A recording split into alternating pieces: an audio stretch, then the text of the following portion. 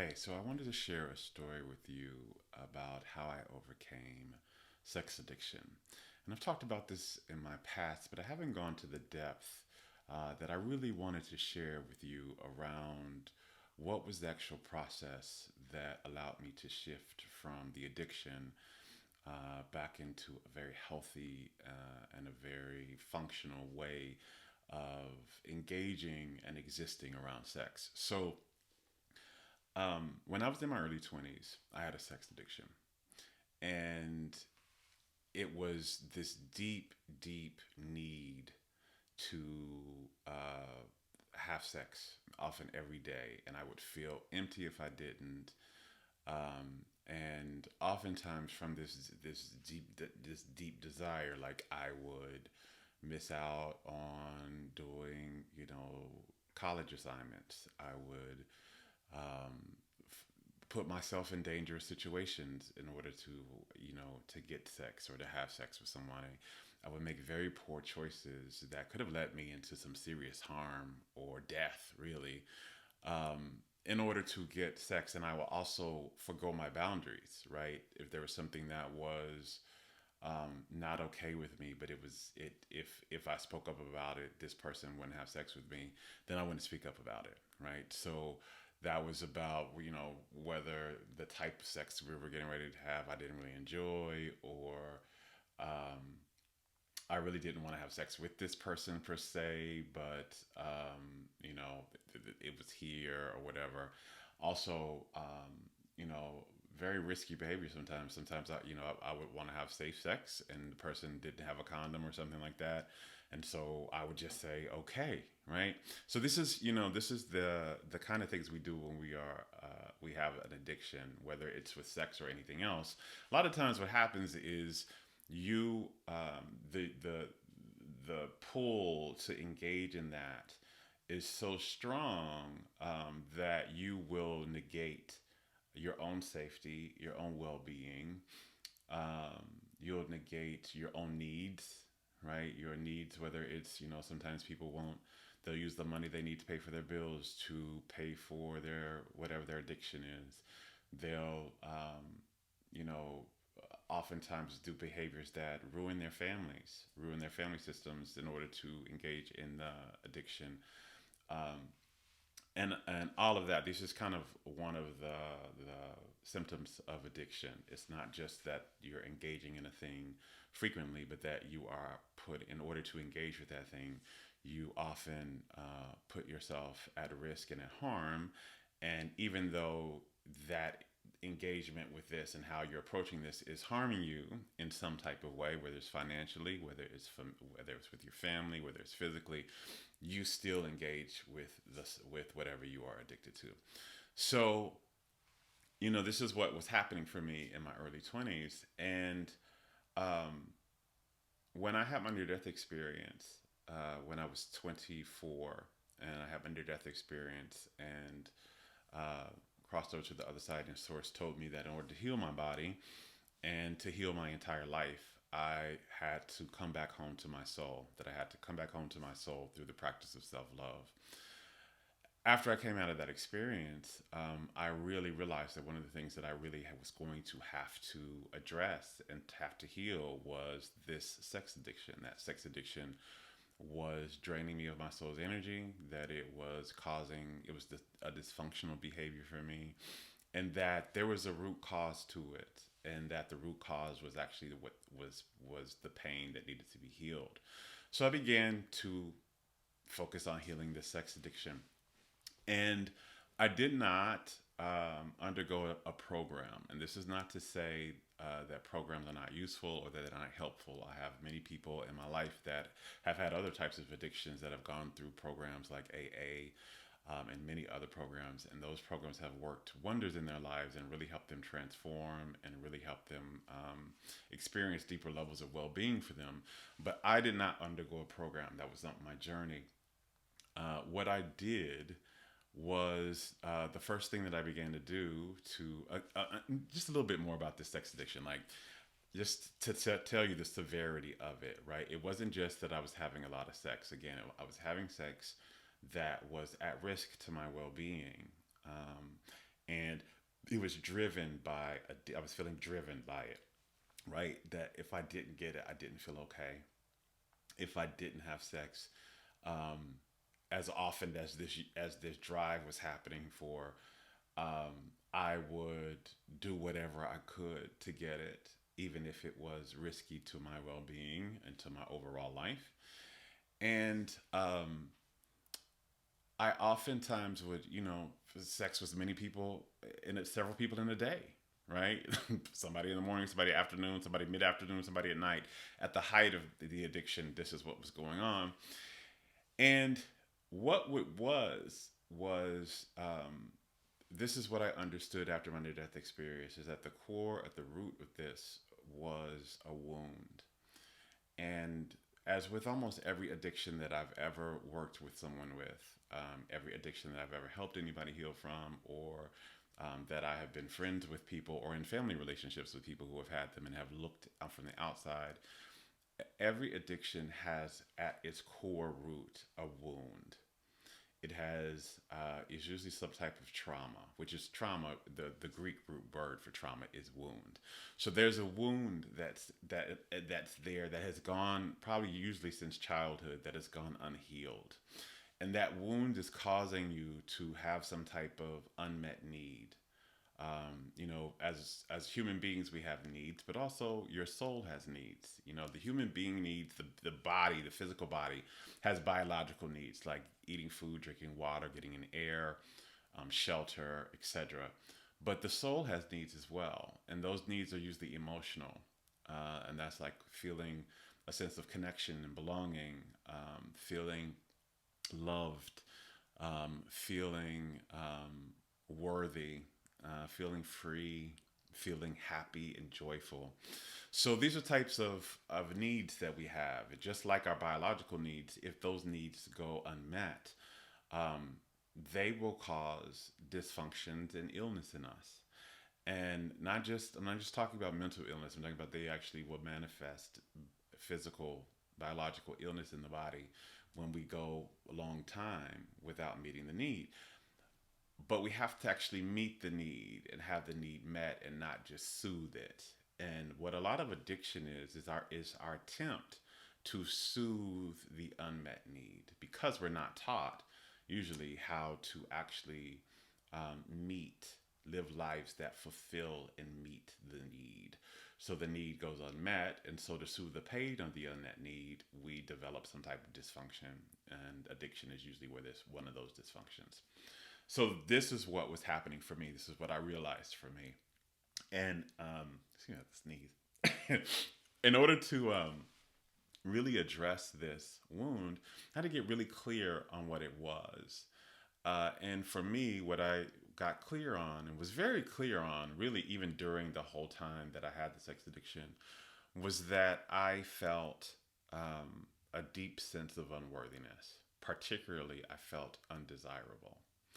I felt like I was unattractive and not worth people wanting me, feeling that I was attractive and feeling like they would want to establish some type of relationship with me, right? So it was like a feeling of undesirability and a feeling that I didn't belong, like people didn't feel like I belonged and that I would have intimacy and connection with them. And this came from my childhood because when I was a kid, I was teased a lot for the size of my body. I was a bigger kid.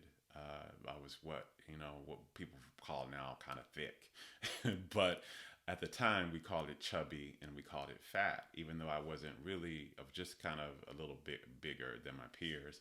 But I was teased a lot by my peers and made to feel that my body as it was not attractive and not wanted, and that the only way my body would be wanted, it would be lovable, right? That it would be worthy of receiving adoration, that it would be worthy of receiving appreciation from others, that it would be worthy of receiving celebration from others, is if it was thin, right? And it wasn't. It wasn't thin. And so that created this deep wound in me where I felt that I was unworthy and unlovable and undesirable and didn't belong because of my body. And so what in that wound, because nobody talked to me about that growing up as a kid, as a male child, we don't often talk to our male children about their feelings of desirability and their feelings of being enough and lovable. That's something we may talk to, our daughters about, but we don't talk to our sons about that a lot. Not especially not in my culture and Black culture, Black American culture. That was not something that was addressed, and so nobody really spoke to me about that, right? So, but here I was receiving a lot of teasing, and here I was getting into my subconscious mind that my body is not desirable. It is not, but it is ridiculed. It is shamed. It is something that doesn't belong, and so I was developing subconsciously beliefs of shame that who I naturally was and how I naturally looked was unlovable and not enough. So I carried shame in my body, deep vibrations of shame around how I looked. And there was nothing coming in from the outside helping me deal with that. So it just got bigger and it just kept festering and got bigger. So by the time I got into my adulthood, I had a huge wound of shame around my body that hurt. It really hurt. And it would get triggered. If I was interested in somebody and they weren't interested in me, that was very triggering to see my friends and everybody get dates and have people that were interested in them and I didn't. This was something else that I didn't really date in growing up in my childhood. Everybody was having little boyfriends and girlfriends and I had nothing, right? Because I was the thick kid and I was always passed over for the more athletic kids. So I had this deep wound, and the way that I went about trying to soothe this wound was through sex, because what sex was, right? So I had this deep hunger to feel like I was enough, like my body was enough, like I was lovable, like my body was lovable, right? That's a deep hunger, which is again, it's part of our soul need to feel worthy and enough and lovable. That is a need. And so I had this deep unmet need, and just like when you have biological needs and you need to for food and you don't eat, your body gets very hungry. Like hunger is literally the thing that happens when you are not meeting your need to eat.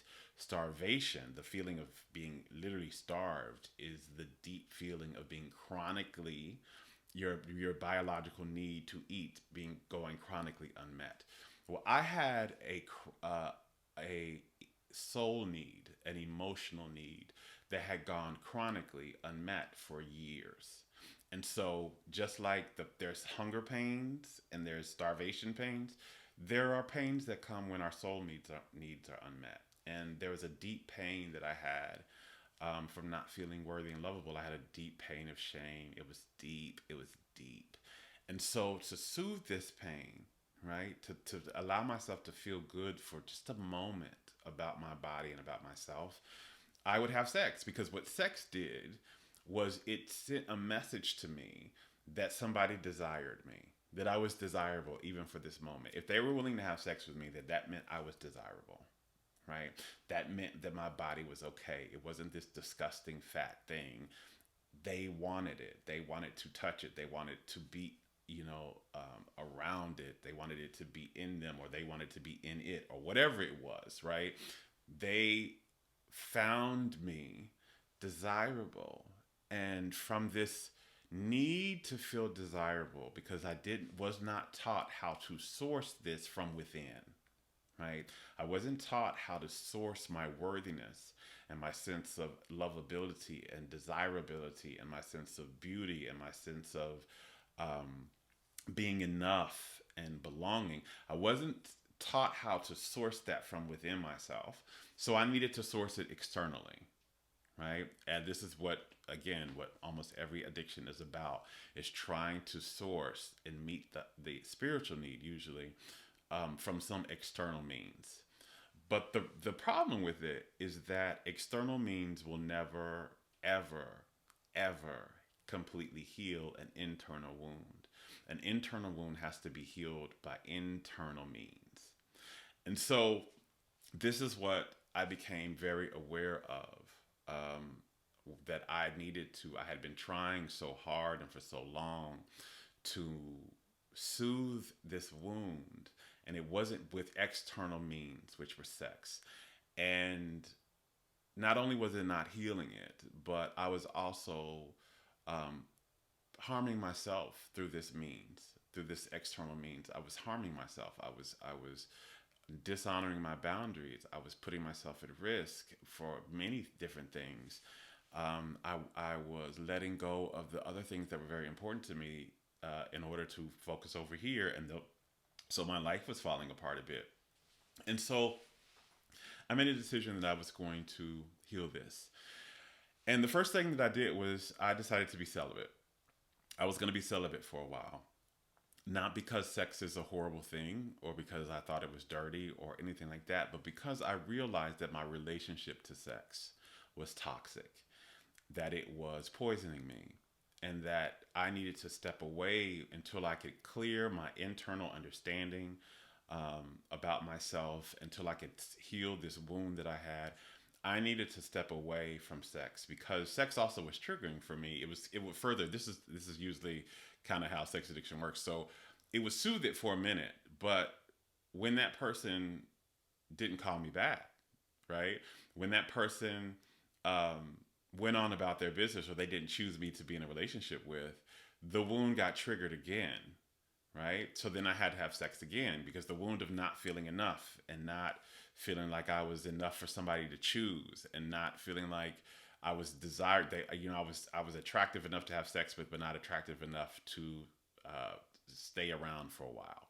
So that made me feel even more not enough, and so I would have to keep having sex, right? Because it was just a pattern, and the sex soothed it, but it also triggered it, and it would just have to keep going on, going and going and going. So after this, what I did was, the first step was I became celibate, and I began to look at how to heal this wound. So I realized that I had the right hunger. I had the hunger to um, feel worthy, to feel lovable, to feel desirable. That my body, as to the hunger to realize that my body is something that is desired, is something that belongs here, is something that doesn't need to be changed or edited, or things like that, because how it is enough to not only exist but to be wanted. I had the right hunger because that is what our soul knows and what our soul wants us to embody and to express. This is a need. That's what your worthiness is about. So that was the spiritual hunger that I had. It was the right spiritual hunger, but it was the wrong spiritual food. The food I was trying to use to meet this need was sex and promiscuity, when what I really needed was to feel worthy on my own, was to view myself and to look at my body and to think thoughts and hold beliefs about my body. Number one, that my body was lovable and that it was enough as it was. And to feel feelings of desirability and sexiness and belonging around my body, without constantly thinking I needed to diet and work out and change it in order to be so. I needed to be thin in order to be so. Again, that was where my wound really was.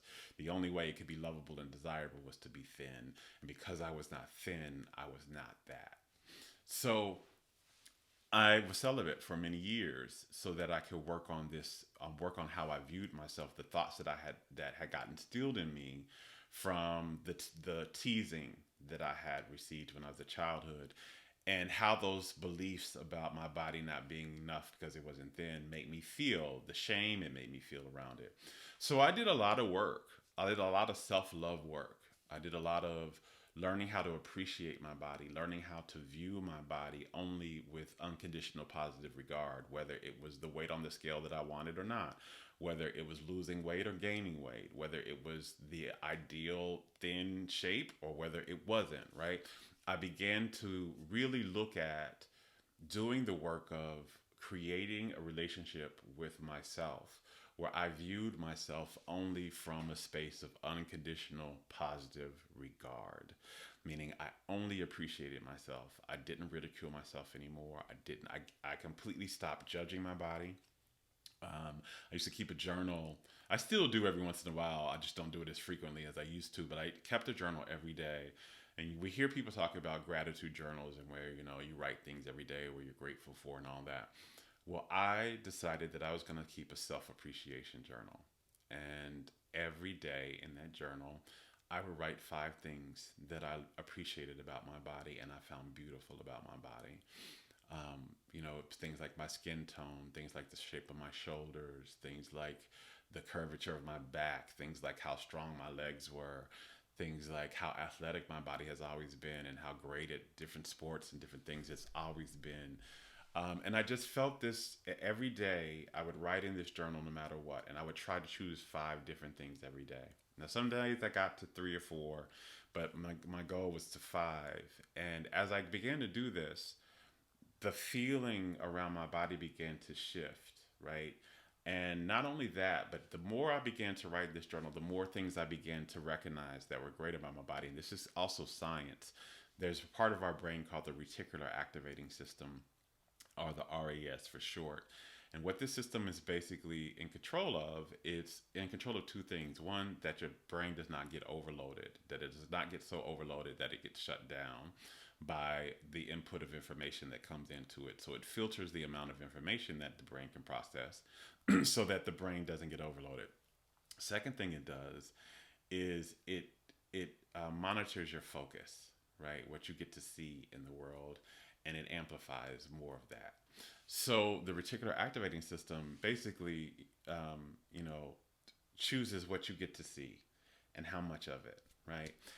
And it's determined by your beliefs and your intentions. Like that's what sets it. So in any given moment, they found that scientifically that there's over four. I always get this number wrong, by the way, so it may be more than this, but there's at least 400 million bits of information.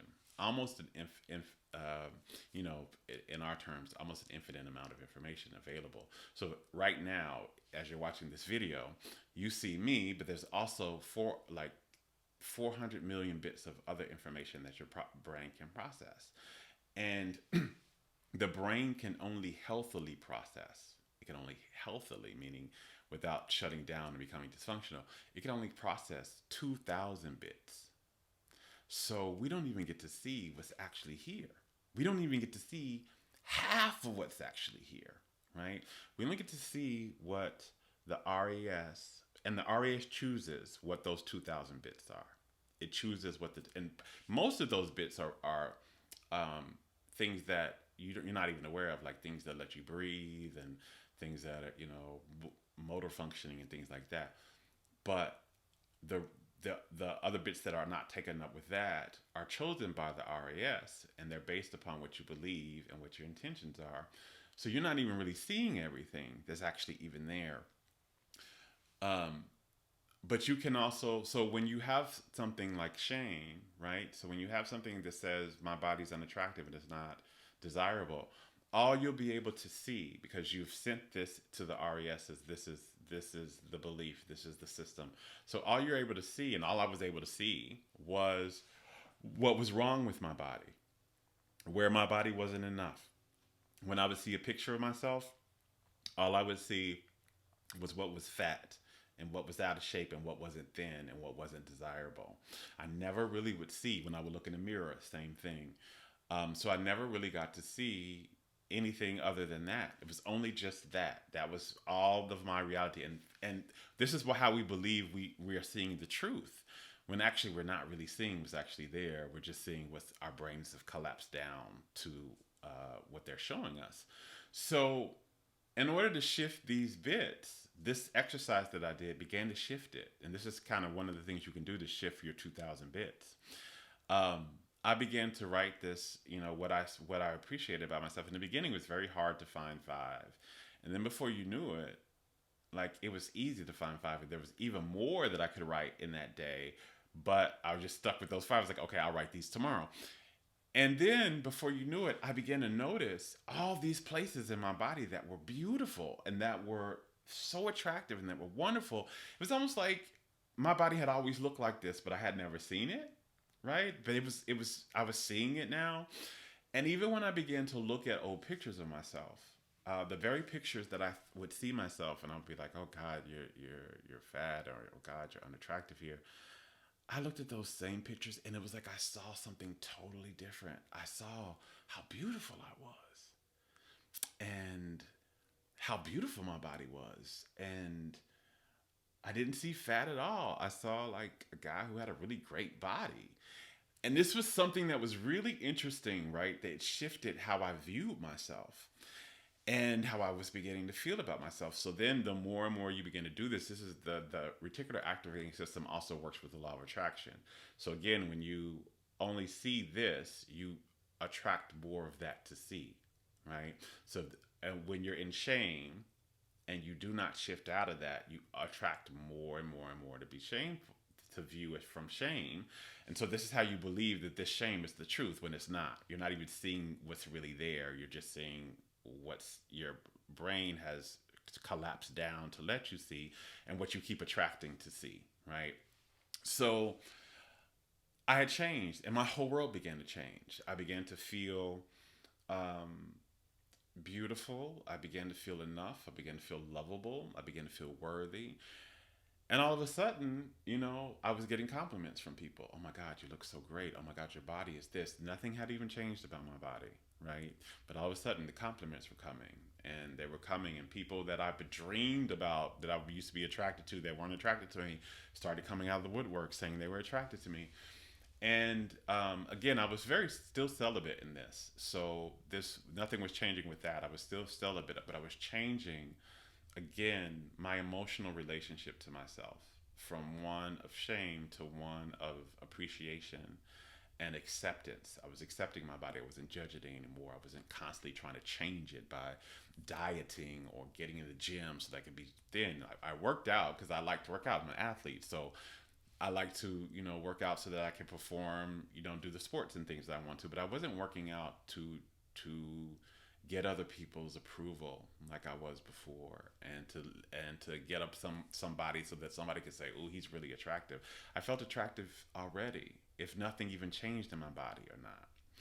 And this is one of the things that really helped me. But then I did a lot of other work. I really worked on understanding where my trauma was coming from around this. That people had I had been teased, and I had been made to believe by these peers that I wasn't enough. And another thing that really helped me shift this was I began to look back, take a step back, and look at these peers from an objective standpoint. Where I couldn't when I was a child, it was a more subjective, but a more objective standpoint. I began to look at them and look at who they were and what their lives were, and if they were people that today, that would I even trust that these people, would I pay them for their advice? Would I go and sit and pay them large amounts of money because I believe that they're an authority on this? And I looked and I said, these are not people that I even trust. These are not people that I would trust. These are not people that had their lives together. These are not people that are the authority on anything. And so, no, I don't need to take their words as truth. Like, they don't get to tell me what I need to find worthy and attractive. They don't get to do that anymore. And once I took that power back from them, that also healed it, because that began to know that, oh, I had just given these people, this power to determine whether or not I was attractive and what attractiveness it even is. And they don't get to have that power. I get it. And so I took it back. And that began to, and what's attractive is what I am.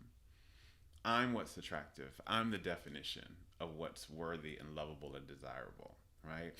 And that began to heal that wound as well. And then also, I began to really understand, doing all the soul work, really understand that I am the definition of love. And I am the definition of lovable. I am a soul. I am literally a part of source. I am literally a facet, a part of God that is manifested in this body. This body was manifested to house an aspect of God, literally. Like that is my soul. My soul is a piece of source. It is a piece of all that is. And the body is what it manifests to live in physical world. So how can this body that is the house of God, that is the vehicle for a part of God to experience life, how could this be undesirable? How could it be unworthy? How could it be unbeautiful? How could it not be what somebody wants? Right? And that really shifted like how I felt. I understood that this body was created by God. God wanted to live in this body. Source wanted to be this body. It wanted to experience life, and it was chosen. This body is the chosen one. You know, I used to have the part of my wound was that I didn't feel like I was chosen. People would choose me. And I had this deep realization that, oh my gosh, I was the most chosen. This body was the one that Source chose to inhabit. Of all the bodies it could choose to be in this lifetime, of all the ways it could choose to look, it wanted to look like this. And what I also know, you know, after my near death experience from doing many mediumship readings and channeled readings and energy healing sessions with other folks, and I'm talking about like me doing them, like me offering the channel readings, me doing the mediumship readings and talking to other people's loved ones on the other side for them and all of that. I began to really understand through this, and all the things that I was told through these, was that Source does not make any decision from any other place but absolute delight and desire. It doesn't make it from obligation. It doesn't make a choice from responsibility. It doesn't make it out of frustration or pressure. If it chooses to manifest something, it's doing it from the perspective of a deep desire to be that thing and experience that thing and a deep delight in it. So my body was manifested from the intention of delight and the deep desire. So that also healed, you know, how I thought about my body and how I thought about myself and my relationship to it. Uh, and then I really also, you know, I did other work where I really began to do work to understand that the ridicule and the teasing and things that I was receiving in my adulthood was just a reflection of our wounds, because our wounds manifest as well. We're not really taught that. You think that just your vision board manifests, or what you're praying for is what's manifested. No, your wounds manifest because your wounds hold energy, and your life, your entire reality is just a projection of your consciousness and your vibration. So it has to be it will reflect that because it's a projection of it. We're literally just all living inside of a hologram made from our consciousness and our vibration. So what that means is, if you want to change the experiences you're having, right? So I was having experiences of people not finding my body lovable, and people not finding me lovable and wanting to stick around and all of that. In order to change that, you don't go out and try to change the hologram. You change what's projecting the holographic image, right? And the holographic, what the projection was my consciousness, my beliefs of being undesirable, and my feelings of shame, not being lovable. And so that's what I was keep getting reflected back to me in my reality. And so in order to change that, I changed my consciousness and I changed my internal vibration, how I felt about my body. And my entire world changed, right? And even, not just how people were responding to me, but also how I looked, right? Just how I looked to myself. I looked beautiful now. I look sexy now. And I feel it. And I look it because I feel it. And I felt it first. So, and I believed I was first. And so this is what I did. I really, and so that is how I began to source it. my feeling of worthiness and lovability and desirability, it was internally sourced. It was in my consciousness, it was in my vibration, instead of being externally sourced, right? So I didn't need it to come from outside. So this is the thing that happens when when we're not feeding ourselves. We become starved for somebody else to feed us. And we will do anything in order for them to keep feeding us because we have to eat. So we need to have the food. We need to get that need met.